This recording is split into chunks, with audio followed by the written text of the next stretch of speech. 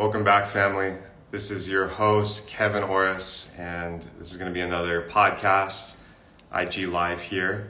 And today I'm bringing in Mayada Healing Arts, and we're talking sacred sexuality, relationships, and healing trauma.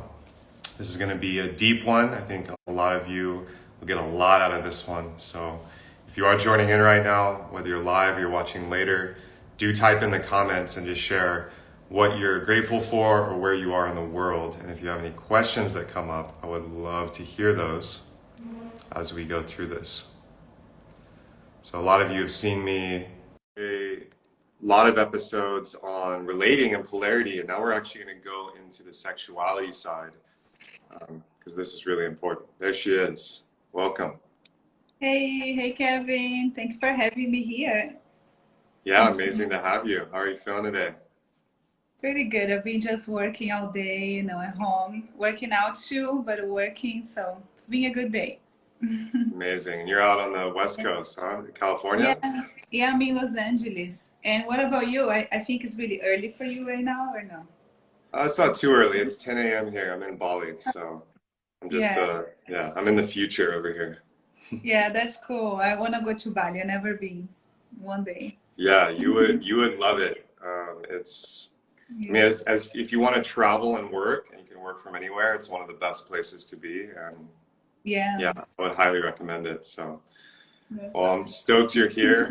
I've been following you for a while, and yeah, just your content is just so grounded and clear about a topic that a lot of people, have a lot to say on around sexuality, sacred sexuality, and also compatibility trauma and the psychology of it, because I think a lot of people are now really getting interested in this. So I think people that don't know about your work, I would love for you to just share a little bit about what you do and how you got into even, working with therapy, working with coaching in the space. Yeah, well, thank you again for inviting me. And I also been following you for some time. I believe I found you through Sacred Sons, maybe, or someone in the community like that. And so it's cool to connect with people in this community that is, people that are doing this kind of work. And I love when men are doing this work as well. I feel like it's really needed. So, yeah, my name is Mayara, if you don't know me, and I'm from Brazil. I was born and raised in Brazil, but I've been in the United States since 2010. And really started on my healing journey when I was a teenager. So that's when I started learning about energy, about, the whole like healing process, because I was dealing with my own like issues, like so many people, so many things, like just being a teenager and being human. So that was that was the beginning of it. And I remember finding my passion with it. And I was like, having to choose which kind of college I wanted to do, what I want to do for a living. And I was really lost, like so many of us are. And I started learning that we all have a purpose in life. And when I started like meditating and, really tuning in, I didn't know exactly what I was going to do, but I knew it was going to be something related to like personal growth that I wanted to do, always grow and always learn and also share with other people. And I didn't know that I was going to work with sexuality and focus on sexuality. And that came along the way because from there I did, different trainings and courses and schools, and mostly before was energy healing and personal healing, personal growth, like psychology. So that was the beginning of it. But sexuality and even relationship dynamics, it was something that I struggled with, for years of my life. And I had, some, traumatic dynamics I didn't really understand, including sexually even. So that was why I found, sacred sexuality, tantra, and all these kind of things. Then it made sense. I was like, wow, it makes sense because I was thinking that I had a problem. Then I was thinking maybe the partners I had, maybe they had a problem. And then I realized it's like all of us, that most of us, we need healing in this area, that we didn't have good examples. And yeah, and I really found a passion with it, especially sexuality, because I see like there is so much still, so much work to do in the planet. I feel like sexuality is so like something that is so distorted and it can be really heavy in some certain areas. you know, people, I feel like people are really, a lot of people are in their lowest kind of nature, you know, in their sexuality, like using it to control, to manipulate, to abuse other people. Right. And in different dynamics, some are more subtle, some are really deep into it. And I feel like this planet needs a lot of healing, and I don't even know where I'm gonna go with this, but I definitely want to focus on this more and more and bring this information to the people that needs the most, you know, people that don't have, the resources that we have. So this is just a little bit. I feel like there's so much to talk, but we're gonna get there. Right. So I'm not talking for the whole hour. Yeah. Yeah. Thank you for sharing that. I think, Yeah. well, first off, you're right. I think everyone has more to learn and more to uncover with sexuality. It's at the core of, I mean, Oscar Wilde has an amazing quote. He's like, everything is about sex except for sex, which is about power.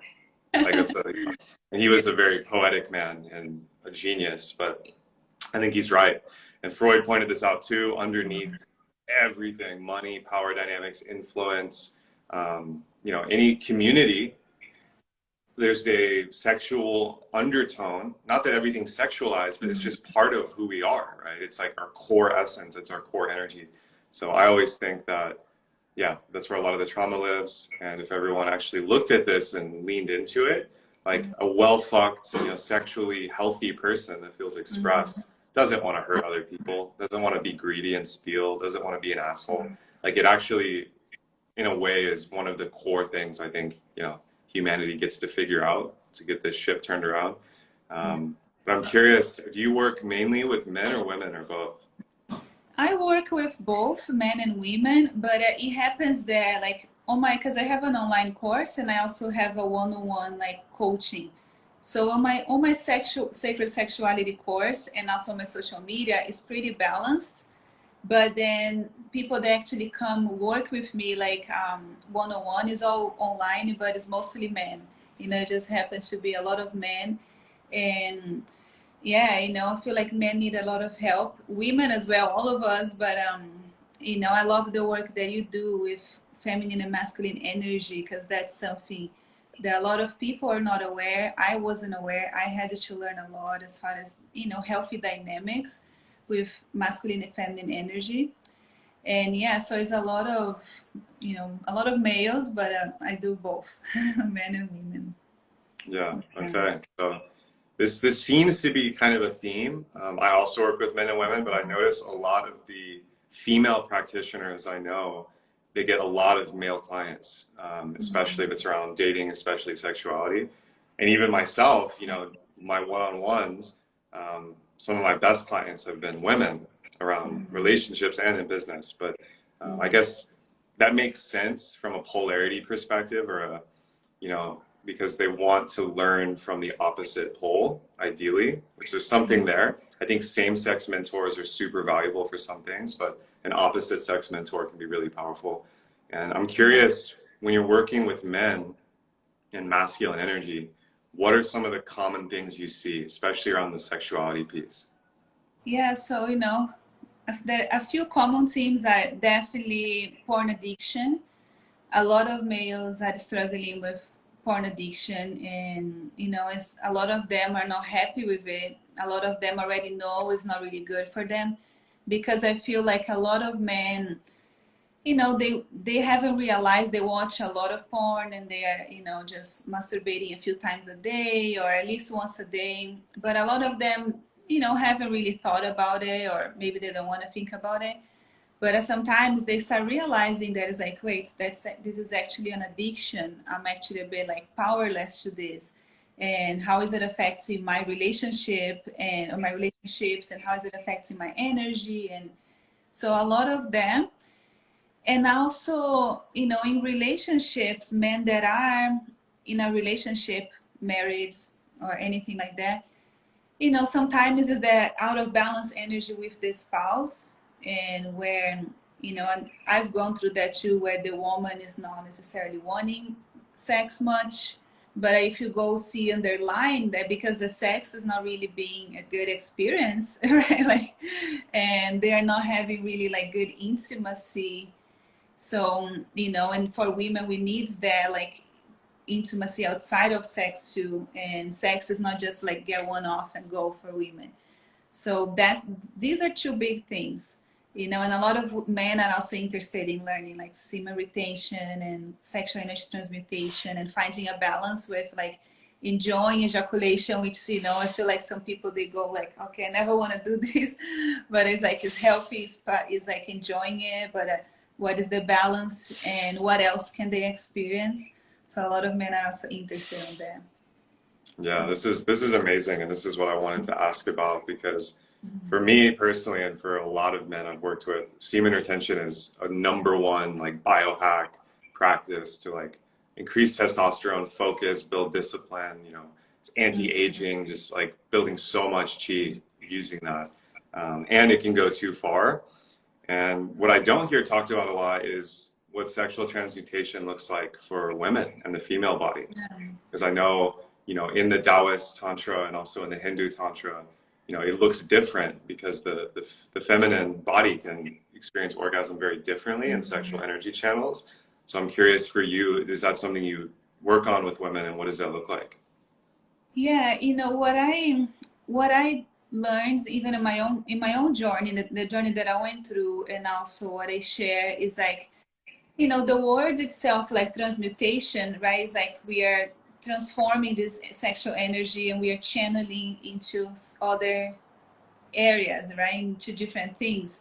So males, you know, they have the ejaculation factor, but then for us women, we don't. But still, a lot of women are like masturbating and and even having sex, utilizing the sexual energy without much awareness, and it still sometimes can be an escape.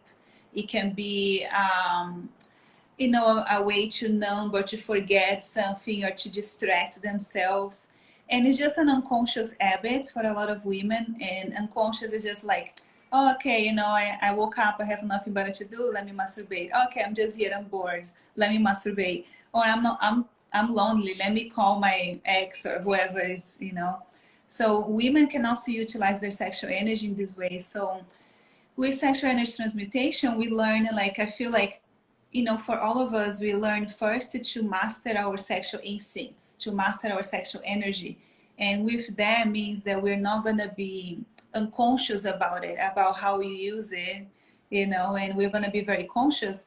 Because even if I talk about myself, I remember being in situations where I would sometimes get in relationships or situationships that were not necessarily good for me, but the reason why I was getting into it is because I was eventually feeling bored, feeling lonely, and then someone was available, someone was whatever trying to be nice, and I would end up getting in this relationship or whatever it was, but it wasn't really good for me. And I would notice like, okay, if I learned how to master that, you know, and be happy with myself and pour energy into myself, then I don't need that. And then with masturbation, I did times of celibacy where I wasn't masturbating at all. But then after that, you know, after we gain the control, that we know that we're not just going to be unconscious about it. I feel that women, you know, and the same thing for men, if we are single, you know, masturbating sometimes, there is no problem with it if we want to channel the sexual energy that way.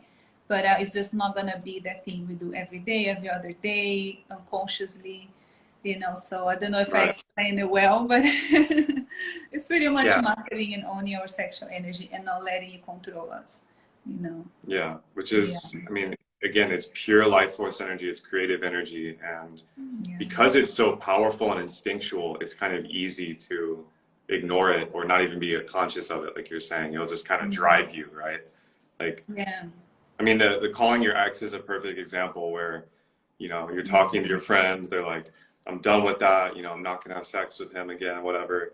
And then, you know, later that night, they're alone and this instinct, and they just find themselves doing it. Even after they said many times they wouldn't do it, they still do it. And so, you know, Osho had a lot to say about this.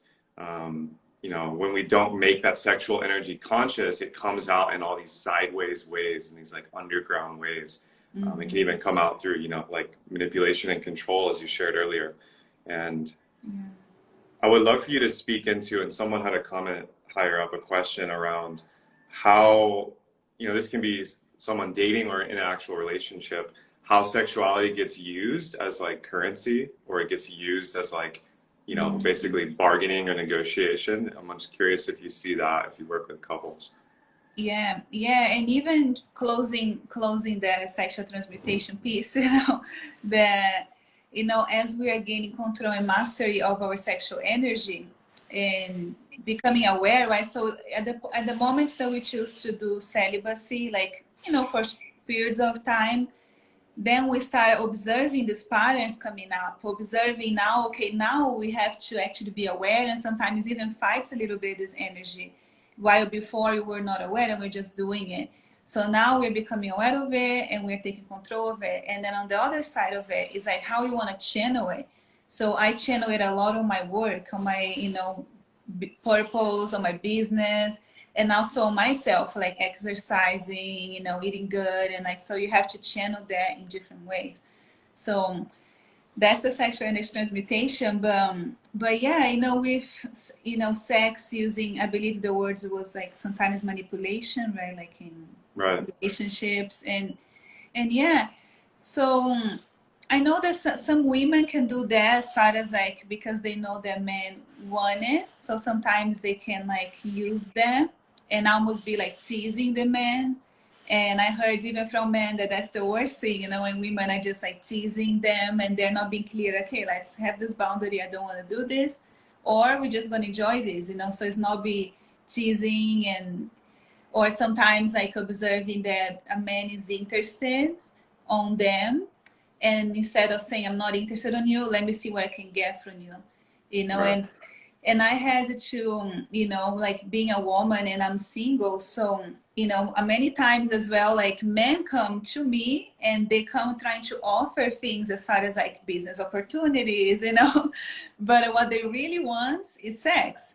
And then I have to always be very clear, because sometimes it even catch me by surprise, because sometimes I already know, but sometimes I'm like, this person is really like he's just talking about opportunities and this and that, but he's not doing anything. And at the other side he's like trying to, so I'm like, it's like, if you want to date, go out on a date, tell me you want to go out on a date, tell me you're interested in me, don't come like trying to give me something in exchange for dating me.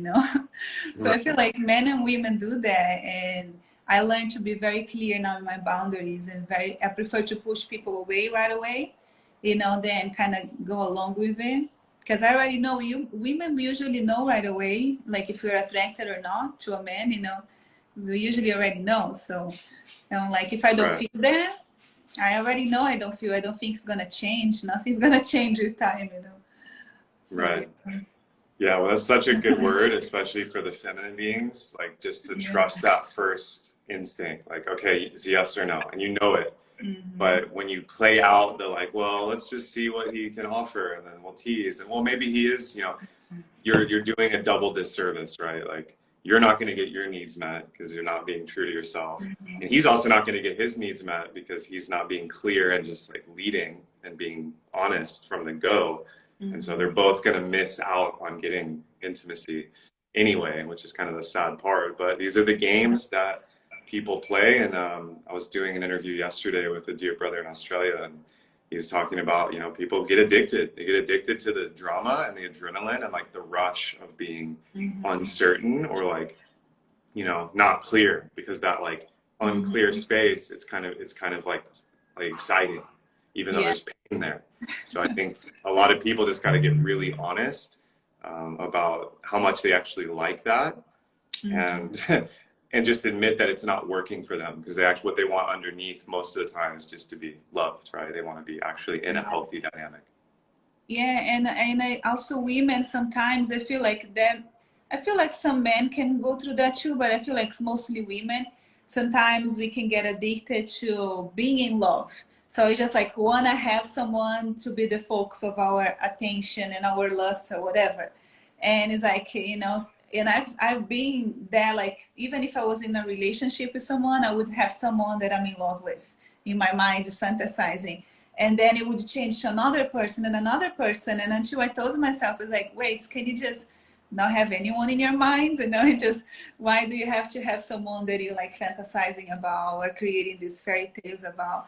So for women, there is a lot of that, and you know, and that's like so unhealthy. But then for men is the sex, right? That sometimes they will keep a woman around just so they can have someone to have sex, even if they already know that, you know, they don't want anything, even if they know that she may be having more expectations or hopes.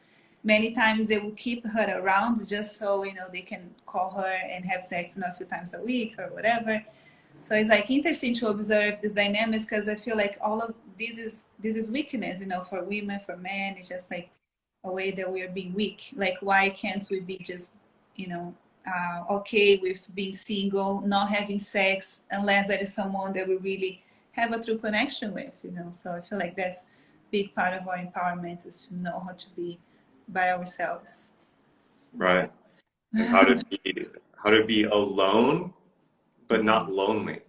And that's a huge path of self-growth, right? Because ultimately how you feel when you're alone is that's the barometer for a lot of things. And I think this is where meditation and being in nature or, you know, traveling can help you access this too, is mixing up your environment and actually getting to know yourself and love yourself, right? It's cliche, but it's true. All relationship is just going to come back to, do you love and accept yourself at a core level, sexually, physically, emotionally, etc. So this is big work, and you've mentioned it, but I'd love for you to break that down more and get more of your thoughts on this. When is it important for someone to go celibate or become abstinent, right? Yeah. And when is it important for them to stay single? Like, just actually stop even talking to people or texting and getting off all dating apps, you know, stop talking to your ex. When is that actually important in their journey? When would you recommend that? I feel that it's like at the moments that we decided to go on this journey, you know, of let's say, you know, some people, they are already in a journey of personal growth and they're doing healing work. At the moments that they realize that, okay, I gotta work on my sexual energy too, and I gotta work on my relationship dynamics, I feel like that's the perfect time. Like, that's, I always say that's the step one. And the celibacy doesn't have to be really long. Like when males are learning the semen retention, usually a man will do a 21-day challenge, but I feel like oftentimes they need to do that like a few times, you know, maybe try to get to 21 days without masturbating and ejaculating and nothing. And then if they can, you know, they have a reset and they do it again. And the same thing for women, and we can do a few times like 21 days celibacy. But if we are single, you know, then I feel like it's better to just enjoy being single. If you are in a relationship, then you may do this together with your partner, like once or twice, and then you can get into more like tantric sex and this kind of practices. So you're gonna like rewire your brain with your partner if both are on the same page. But if you are single, you know, I see like I choose now just I'm a bit abstinent until I find someone, and it's been a few years already, and I'm not trying to just have sex. It's like I'm single, you know, I'm not gonna have sex until I'm with someone that I'm really like have a strong connection with, and we are in alignments, not just a sexual chemistry. So a lot of people seems like they are uncomfortable with that, especially men.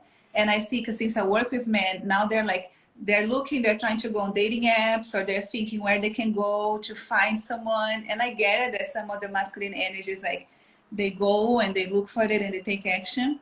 But I feel like even for men it's important to know that, you know, the things will align. Where I feel like when we meet someone, is always by alignments, like, okay, now we met, and like the important people is, and then when you see that life puts you in front of that person that you feel so drawn to, now you take action as a man, right? Now you may, but I feel like kind of pointless to be just like seeking for it, like, you know, going to a bar, going to all these dating apps. So I feel like if you're single, you know, just enjoy, you know, then you find, like, for example, I'm single for a few years, so you may find times where you wanna self-pleasure. There may be times you choose to, there is nothing wrong with that. But, you know, it's just gonna be with self-love and awareness, and not just every day, every other day. And but yeah. Right. So it's about like holding your energy and Yeah. like building up your energy with intention. And I think a lot of people you know, for some people, hey, if you have a high libido or like, you know, you are new to this work, yeah, doing 21 days is probably a good start. That's what I also do with my clients. You know, and that can be really hard for someone who's used to constantly using their sexual energy. But I mean, I see this a lot, like until you kind of break the pattern, and you mentioned it, it's about the nervous system, it's about dopamine, it's about adrenaline and all these, you know, neurotransmitters that we get really charged with. You have to break the pattern of like, you know, for some people it's going to the same type of person, like their ex or whatever, and they just can't shake that type of relationship. For other people, it's like they're really easy to fall into like a trauma bond or like become codependent with a partner, or they get obsessed with love, like you mentioned earlier. And it's hard to break those patterns until you just take a break. So a lot of people, like if you just take that break and commit to it, like you will see results. You will become very aware and shake off some of the patterns. And it takes willpower, it takes commitment. And I think a lot of people, especially men that, like you said, that want to like, they want to go seek, you know, their hunters coming online, you know, holding that and finding out what's underneath it, what's driving it, and being intentional. I think like a lot of women in the communities I'm part of and like in the work I'm doing, they say exactly what you're saying. I don't want to just keep having casual sex. I want a committed relationship. And, you know, this is one of those things. I'm curious your take on, yeah, the dating culture in 2022 and people who are just wanting to hook up or get booty calls. But underneath that, they actually want, you know, the father of their children and the mother of their children.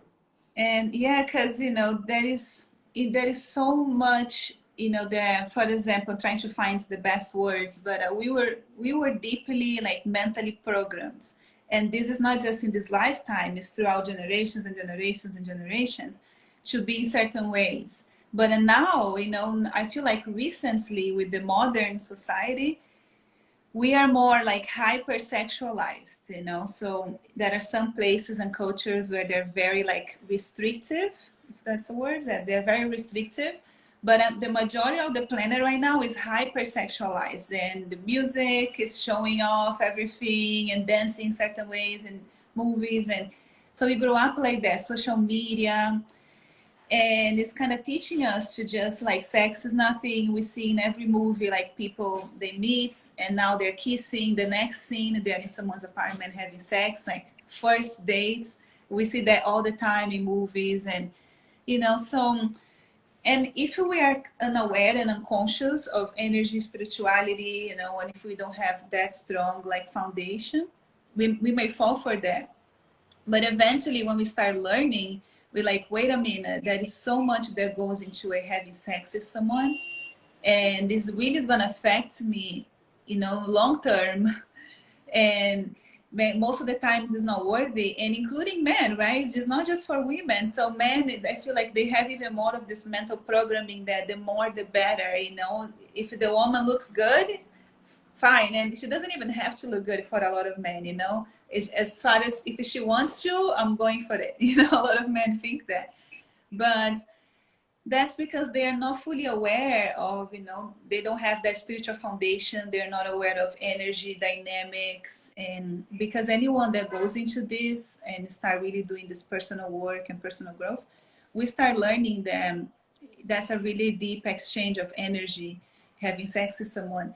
But I feel like for women, including myself, I had to learn that then, you know, if we don't have these strong boundaries, we end up self-sabotaging, you know, that if we find someone that we find really attractive, and we may not want to have sex until this or that. Sometimes we don't have that very clear.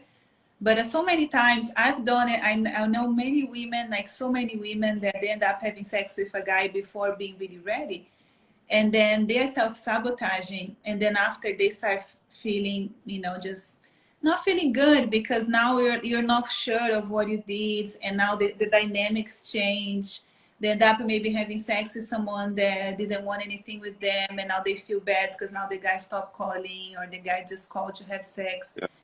So I feel like it's really important. Like you only, with me, I was able to master my sexual energy after being celibate and after telling myself I only want to have sex when I'm in a fully committed relationship. because since then I even had, I had someone that I was like interested and I was dating, but it wasn't a problem for me. I didn't have sex with him because I knew I was so strong that if we are not clear, I'm not gonna have sex and end up there. It never went anywhere. So I feel like having having our intentions really clear can really help, for us to not like self-sabotage. And man is also education as well, like as far as like, where is it coming from? Like you said, why is it really healthy? Am I a better man if I have more women? How is it affecting them and me? And because there is also the karma, the energy exchange. And I also honestly feel is a weakness. Like if a man is just very weak, like with his sexual energy, like it's not attractive, like if we Yeah. know, I always said, like if any hot woman will seduce you, like you're a weak man. It's like you have to have other principles that help you to take action. And I feel like a lot of men had to learn that too, right? That's being a true king, and if you can really have more principles than just like, oh, she's hot, that's a big ass, I'm gonna go for it. Yeah, and this is part of the male maturation and like becoming initiated, and what has sadly been lost with like rites of passage for boys is training them to, collapse the mother wound, come into, like you said, having principles and vision. So you're not like, with career and women, you're not just, oh, a shiny thing, And it's really sad that a lot of folks, that are in adult bodies are still operating like children, For women too, there's a similar version, although for women, it's very different how that plays out. You brought up something amazing, which is, just being clear from the start. I feel like this solves most of the issues, is communication. And if you were just at the very beginning of meeting someone, just fully clear about what you want, what you're available for, what your boundaries are, and then you had some kind of agreement field around that, and you can stick to it because you have principles, you can stop second guessing, like, oh, does she want to go deeper? Does he want sex? Does he want this? You just know, and it's out in the open. And that can be really uncomfortable, especially when you're getting to know someone, because it's so vulnerable. But that's actually what a lot of people need to practice. Because like in the first or second date, you could just be like, oh, well, this isn't a good fit. Or the person you thought wouldn't say yes, they're like, yeah, actually, I'm available for that too. Let's wait to explore this. And it's like, oh, wow, I thought I would get rejected. Most people are just afraid of rejection underneath that kind of honesty in dating. Yeah, and afraid of rejection, afraid of pushing someone away. And it's like, what if they fall in love and now, they're gonna change? If they fall in love with me, now they're gonna change what their minds, and now they're gonna want the same that I want. And I agree, if we are clear first with ourselves, like what we want, what do we want, what we are open to, and then being very clear on the dating process, because that's when the game comes, and the playing games and the manipulation, because we are not clear. And sometimes it's scared even to say what we really want, push the person away. Because even I feel like if a man say, I'm not ready for a relationship, I don't really want anything, any commitments, sometimes he's scared that the girl would be like, okay, so I don't want you anymore. And but at the same time, it's like, then he may try to like win her over, and the woman vice versa. If she says, I want this, and the guy is like, she's afraid that she's gonna push him away. But learning how to be honest is really important, from the beginning, because there may be a situation too, people are in different stages in their life. So there may be a situation where people know like this is not gonna go anywhere. But like, for example, we live in different cities or countries. Let's just enjoy this week here together, So it's much better being honest and knowing where we're coming from. And with the principles, is like sometimes there may be a sexual chemistry and attraction, like sexual attraction, right, between people, but it doesn't mean that is the best for us to actually do it. Sometimes, there may be other things in this dynamic that, it's not because, and we have to learn to be, okay, I feel attracted to this person, I have some sexual, attraction, but you know, I'm not gonna have sex because of this, and that, you know. And Right. that's like being mature. And you know, that takes, you know, it takes time, you know, for us to grow and become Totally. stronger. It requires a high level of self-honesty because you're just honest with what you want, which is going to create principles and boundaries that then you have to act on, which will be uncomfortable if you're worried about what other people think, or you're afraid of rejection, or you're afraid of, you know, hurting people's feelings, because you're just going to be direct. And I think a lot of people would be well served to stop first, going back to celibacy, or, you know, having a break, and then just getting clear. Get radically clear with yourself on what you actually want. Do you want to be in casual relationships, situationships, or do you want to create and cultivate a long-term relationship? And I would say 80% plus of all the clients I've ever worked with want the latter. They all want a long-term relationship that they can grow and thrive in and really get deep intimacy.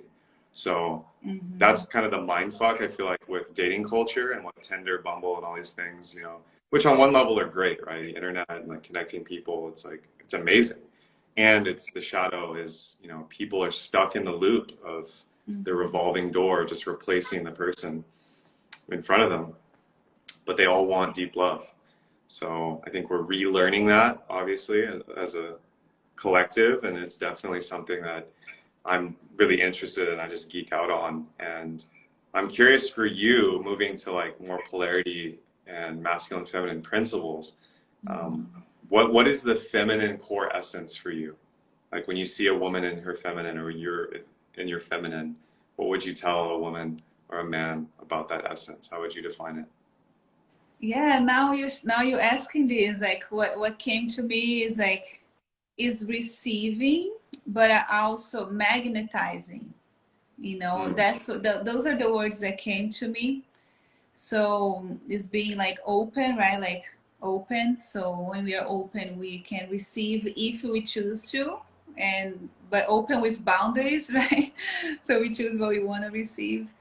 And also, I feel like the energy of a woman is like we are more like magnetizing things to us. Not, you know, men can do that too, but we are attracting things to us. We, you know, not necessarily like going after it, like in a way that is more like getting out of our center to go search, but it's more like coming into our center more. And also the flow, right? Because I found a nice balance in my life, because even being a woman, I feel like I need a lot of structure too, but I've always lived in flow. And then the structure came in later, which really helped me. But the flow I never lost the flow, you know. So I'm always like going with the flow, observing situations, like is it aligned, is it happening, is it flowing? If it's not flowing, it's not meant to be. If it's, you know, everything is just going wrong, or it's not, you know, just that's not it. So I like allowing things to flow. and and yeah, and in the dating now, you know, even more like I allow as well, like I feel as a woman, I allow a man to come to me. I may, you know, be open and show that I'm open, but I allow a man to come, like I'm never gonna go like Yeah. towards him. And even in other things too, in dating, that, you know, I didn't have this example in my life. Actually, my parents, they had this reverse roles, you know. Right. My mother was more masculine, my father more feminine, in the entire dynamic. And I had to really learn that. But that's really who I am in my core, because I've done that in relationships and it didn't work well. But to allow the man to guide, to lead, you know, to take charge, and that's not like a weakness. But the thing is, the issue with that is to find a man that we trust, you know. And that was my issue, because the men I was attracting, I couldn't trust them, because they were wounded men, and it was the man I was interested in. So we cannot fully allow and trust and surrender to a man that we don't trust, because he's making all poor choices and he's taking us Yeah. to wrong places. You know? Right. So the key is to find a man that we can trust, you know. So if we trust that man, we can allow him to be the masculine, you know. And so yeah, these are Now some you of the things. said it perfectly. So Yeah. being receptive and being open, showing that, but also allowing the masculine to come to you and to lead and take charge, but only if he is trustworthy and is able to lead himself and actually show and demonstrate that he's making good decisions for himself and you, right? Yeah. And this is the piece I think a lot of women get caught up in, because a lot of folks, you know, myself included, with my parents and, you know, what I experienced earlier on in my life was the reverse polarity, right? It's like being in a male body, but having more of the feminine go with the flow, and then the female being more in her masculine and kind of just, all right, fuck it, I'm just going to do it. You know, I'm going to do this. I'm going to be independent, and you're just going to have to deal with it. And a lot of women just get caught up with surrender. And this is something that was asked in our community online a lot was, you know, how do I surrender? Is it weak to surrender as a woman? What if I don't feel safe to surrender and I have to like take charge because my husband, my boyfriend, whatever, won't lead me? What would you say to that? Yeah, I feel like, you know, maybe like, you know, we have to do this inner work individually so we can understand, you know, these dynamics that we had in our family and also in our own relationships, to know why we may not trust men, and to know why we may feel triggered by men, and why we may even be attracted to certain kind of men that, you know, are not healthy for us and are not really what we want. So that's the first step. We have to look at ourselves, you know, and then we have to look into the person that we are with, because if we cannot trust them and surrender and allow and relax, is it because of them or because of us? You know, so that's why we need this healing work and awareness to be like, okay, is this a really good man, you know, that I can trust and open up to and surrender to? But maybe we are not able to because we know we cannot trust them, because we know that they're not really gonna, you know, make the best choices. So I feel like it's that thing. We have to do inner work, do therapy, you know, and group coaching, anything we can, course, because this healing is really important. And this comes in pieces and little like bite sizes, I feel like, throughout our journey. So it may take a few years for us to, you know, every few months or year, maybe a different piece will come that we're like, oh my gosh, you know, I didn't realize that. Because I feel like every time I was in a dynamic with any man in my life, I was still learning something, you know, I was always improving. But I'm like, oh, okay, see, I still had to value myself more. I still had to be more clear. And life is always showing us what we need to learn. So if that's the situation that is happening, it's an opportunity for healing. So it's like, is it me? Is it the person? If it's the person, then we have to maybe talk to them and like see how open they are as well to do their work. And if they're not, you know, how, then we have to see if we really want to be with them, you know. Right. Yep, it's an inside job, and that's what people sometimes don't want to hear. They want the partner to do it for them, or they're assuming that they'll do it together and they'll just be 100%. Sometimes you got different stages. So anyone listening that's in a relationship, you know, that's the answer right there. And that's usually, I say my own version, but it keeps coming up. It keeps coming up. And I don't know why this is. You know, I have my ideas. You know, I've been part of men's work with groups like Sacred Sons and the European Men's Movement. And, you know, there's a lot of men doing the work, but it seems like on average, or maybe just the people that speak up a lot, that a lot of the women are, you know, they're the ones that seem to be like, I want this, you know, I'm doing all this work, and my partner isn't, and they have like this dynamic. And I want to really change that. Like, I want men to be like, fuck yeah, I'm going to do the work. And it is uncomfortable because it will reveal if you're incompatible, and it will reveal if you're, you know, that it'll reveal all the bullshit that has been under the rug. So if I work with a couple, you know, we have liability waivers and things like that, because it's like, hey, like, this is going to either break you through. If you actually do the work, it's going to break you through, and there's going to be tears and a lot of stuff coming up, but you're going to rise in love. Or this might break you.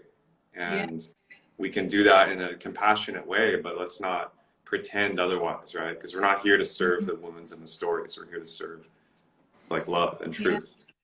And so many people are scared of breaking up. Like, they're so attached into their relationship, you know, because it's what you're saying is so true, that when both people are doing the work, either they're going to grow together or they're going to grow apart. But you know, growing apart doesn't have to be a bad thing. Sometimes, you know, people may come in our lives, and so we can learn things with them, and it may not be that we're going to be with them forever.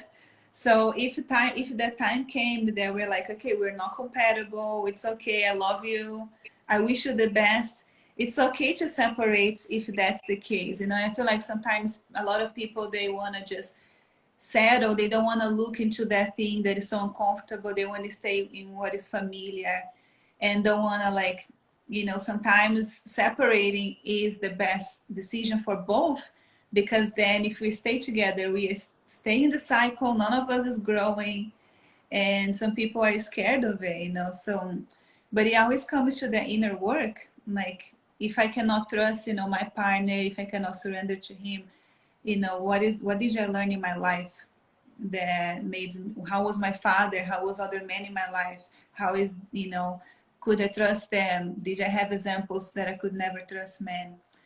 And yes, like what you said, you know, I feel a lot of more women are more open to this than men. But I feel like things are changing, men are catching up, hopefully.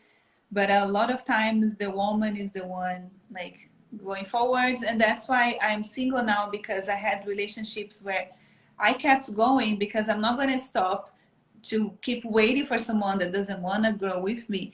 So I moved on. I've been married once, and that was one of the cases, you know. So sometimes it's like, if you don't want to grow with me, I'm going to keep growing. And I'm glad I did, you know, because I've experienced so much in my life if I had stayed in a relationship the way it was. So I feel like it's important. I'll never stop growing because of anybody, you know. So either you go with me, or I'm going to go by myself. Yeah. That's it. And that goes for a lot of things, not just relationships. Like, you know, Yeah. growth is non-linear, and it's also scary because you can outgrow lovers, friends, colleagues, family, and that's part of the journey that is really uncomfortable. But, you know, I can say, looking back, it's so worth it, because you're self-actualizing, which is our core drive. So everybody wants this, and when it comes to love and dating, it's like tricky because you have the two, it's not just the one. And certainly if you have a family, it's even more tricky, right? Because of the responsibilities in that family unit. And so, yeah, it's all those folks out there going through that, you know, keep going and reach out for support, because you need the village, you need people with you to help you do that. You can't do that alone. So it's all about, you know, this whole conversation, reach out for support, get the resources you need, get the feedback, and, you know, you can't do it alone. That's the bottom line here, especially when the world is as crazy as it is these days. Mayada, this has been an amazing conversation, and I'm sure people have so much to learn here. Make sure you're following her here. And yeah, do you want to share a little bit about what you're offering these days, or do you have anything coming up that you're excited about? Yeah, so I have my Sacred Sexuality 101 course, and it's an online course, and that is a 40-step program that I created that guides, you know, people through this personal healing and personal awareness journey, and aligning with the higher self, you know, so different kind of practices to help people stay in alignment with their higher self and balance their emotions, and just, you know, managing the day to day, aligning with their purpose in life as well. Because I feel like that's the main thing, like when we have a passion, you know, and that's the core of everything. And when we know who we are and we're strong in our purpose. And then I work a lot on relationship dynamics and sexuality, sacred sexuality, because a lot of people are interested on the sexuality and orgasms, and but, you know, that's just one piece. We need so much, you know, to be before we actually ready to have a deep level of intimacy and sexuality with someone. So this course, I open the registration a few times a year. So there is a wait list on my websites, on my bio, the link is there. I also do one-on-one coaching online as well for people that want more of that one-on-one support. So I also offer that. And yeah, you know, this is what I'm offering for now. And let's see what else, if I'm going to be doing retreats, you know, sometime soon. But yeah, so I appreciate everyone here, you know, joining, and I saw people commenting. So you're asking questions. So thank you everyone that were here with us, and thank you for inviting me. It was great talking to you. Yeah, this was an amazing conversation. Yeah. Appreciate everyone joining, and make sure you go and check out the link in her bio if you want to get involved. You send a DM to one of us if you had a question, and share this or tag someone that you think would get value from this. Thank you so much. Yeah, thank you.